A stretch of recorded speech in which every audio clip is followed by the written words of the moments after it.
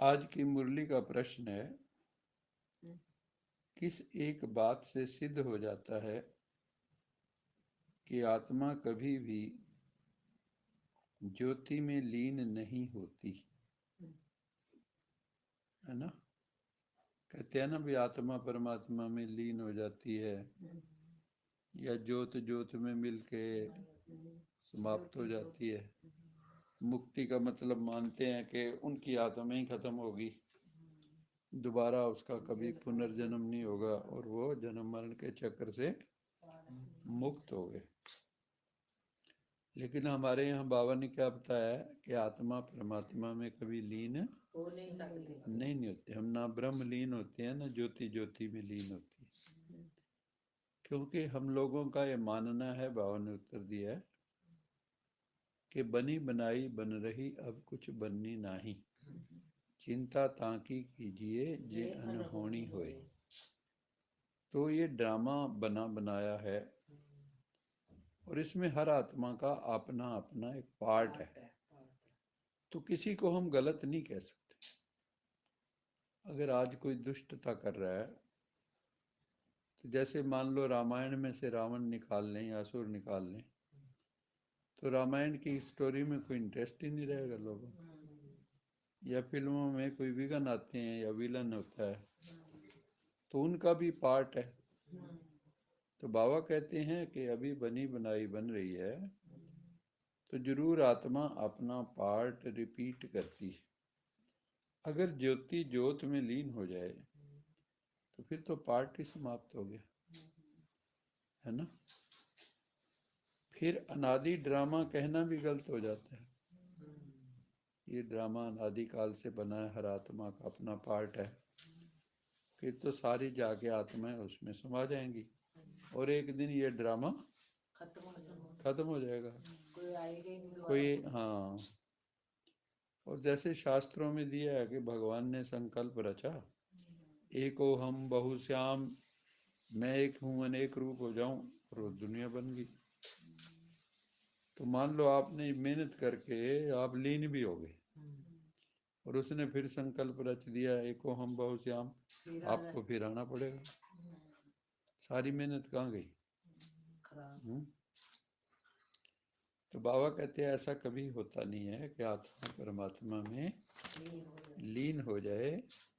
आत्मा एक पुराना चोला छोड़ दूसरा नया लेती है, कभी भी लीन नहीं होती। लीन हुई तो फिर अविनाशी भी नहीं कह सकते। जो चीज लीन हो जाए, खत्म होगी, अविनाशी नहीं कह सकते उसको। वो तो लीन होने का मतलब नाश हो गया उसका। अविनाशी बाबा से अविनाशी ज्ञान रत्नों का खजाना लेकर तकदीरवान बनना है। अगर हम चाहते हैं कि हमारा भाग्य बहुत अच्छा हो, बहुत अच्छा हो। हर कोई कहते हैं ना इसका तो भाग्य अच्छा है, इसको तो बनी बनाई खीर मिली। जैसे मान लो किसी बच्चे का जन्म अरबपति खरबपति टाटा बिरला के यहाँ हो जाता है, तो उसको तो कुछ करने की जरूरत ही नहीं, सब बनी बनाई मिल गई उसको खीर, है ना? तो ऐसे कर्म करो कि आप किसी अमीर के यहाँ पैदा हो जाओ, तो आपको कुछ भी पापड़ बेलने नहीं पड़ेंगे। तो बाबा कहता है कि अगर तकदीरवान बनना है, तो ये जो अविनाशी बाबा से अविनाशी ज्ञान रत्नों का खजाना मिल रहा है, इसको स्वयं में धारण करके औरों को भी कराओ। ये नया ज्ञान है, ये नई पढ़ाई रोज पढ़नी है तो नया जीवन हो जाएगा। अगर हम चाहते हैं हमारा जीवन नया हो, देखो ना, ज्ञान जो भी तपस्वी होते हैं, ब्रह्मचारी होते हैं, सन्यासी होते हैं, उनके चेहरे पे अलग ही नूर आ जाता है और वो आकर्षण करता है सबको।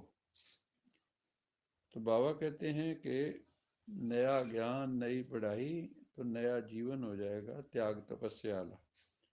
और आपके चेहरे पर ना सुंदरता भी बढ़ जाती है। हमने कईयों को देखा है ज्ञान से पहले और ज्ञान के बाद।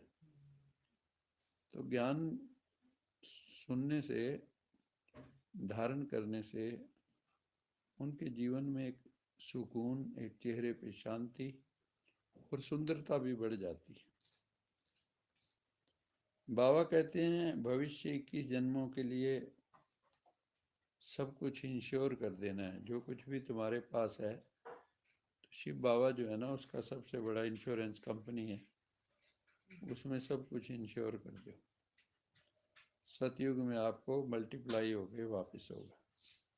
धन भी सुंदर मिलेगा, मन भी निरोगी मिलेगा, धन की कमी नहीं होगी। शिव बाबा का बनने के बाद कोई भी कुकर्म नहीं करना है ना। कई बार उल्टे कर्म कर लेते हैं, बाद में पश्चाताप होता है। तो बाबा कहता है काम क्रोध लोभ अहंकार के वश कोई भी उल्टा कर्म कुकर्म काली करतूत नहीं करनी, और कुल को कलंक नहीं लगाना है।